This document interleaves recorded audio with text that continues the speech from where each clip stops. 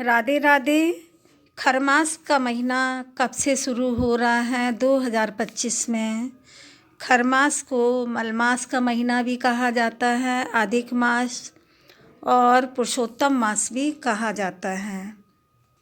खलमास के महीने में क्या क्या शुभ कार्य नहीं किए जाते हैं और क्या क्या कार्य किए जाते हैं, और कब से खरमास का महीना लग रहा है, उसके बारे में आज वीडियो में बात करेंगे। ज्योतिष के अनुसार इन दोनों स्थितियों में सूर्य का तेज कम हो जाता है, जबकि किसी भी शुभ कार्य के लिए सूर्य का प्रखर और बलवान होना अत्यंत ही शुभ माना जाता है।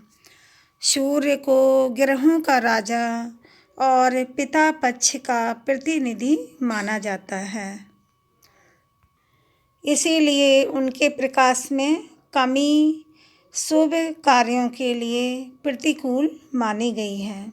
इसी वजह से खरमास की अवधि में धार्मिक और सामाजिक मांगलिक आयोजन रोक दिए जाते हैं। पंचांग के अनुसार 16 दिसंबर 2025 को सूर्य धनु राशि में प्रवेश करेंगे। इसी क्षण से खरमास की शुरुआत मानी जाएगी।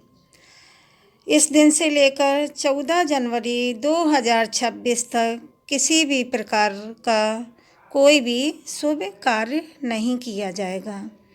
जब सूर्य 14 जनवरी को मकर राशि में प्रवेश करेंगे, तब खरमास समाप्त हो जाएगा और उसी के साथ सभी शुभ मांगलिक और धार्मिक कार्यों की शुरुआत हो जाती है।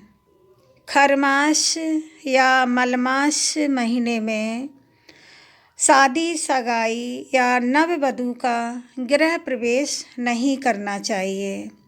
नए घर में प्रवेश या गृह प्रवेश की पूजा नहीं करनी चाहिए। मलमास के महीने में नया सामान या नया वाहन, मकान, ज़मीन या बड़ी कोई भी वस्तु खरीदारी करने की मनाही होती है। नामकरण, मुंडन, जनेऊ जैसे संस्कार, ये सभी कार्य मलमास के महीने में मना किया जाता है।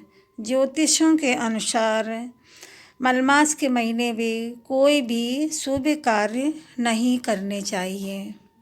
खरमास के महीने में क्या नियम करने चाहिए? प्रतिदिन सूर्यदेव भगवान को जल अर्पित करना शुभ फल देता है। पूजा पाठ और आध्यात्मिक साधना करनी चाहिए।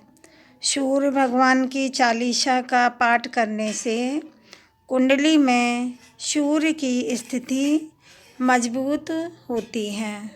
मलमास के महीने में क्या कार्य करें?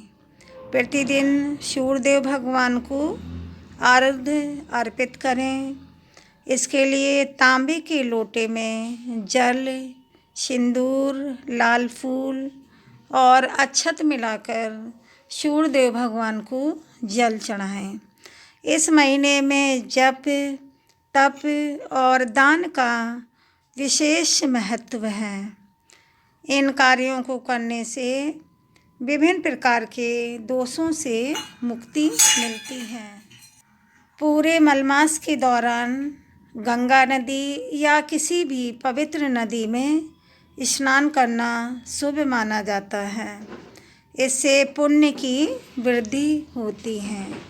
अगर आप किसी कारणवश कोई पवित्र नदी में स्नान करने नहीं जा पाते हैं, तो घर पर ही अपने नहाने वाले जल में थोड़ी सा गंगा जल मिला लें और उसी से स्नान कर लें, तो आपको उतना ही पुण्य मिलता है जितना गंगा नदी नहाने से।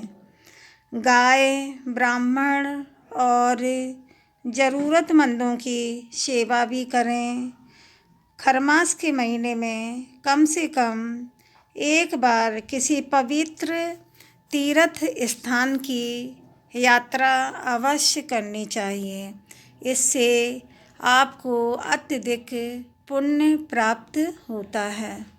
मलमास के महीने में इन मंत्रों का जाप करें। ओम सूर्याय नमः, ओम घृणी सूर्याय नमः का मंत्र जाप करें। आप लोग कमेंट में राधे राधे लिखें और चैनल को सब्सक्राइब करें। धन्यवाद।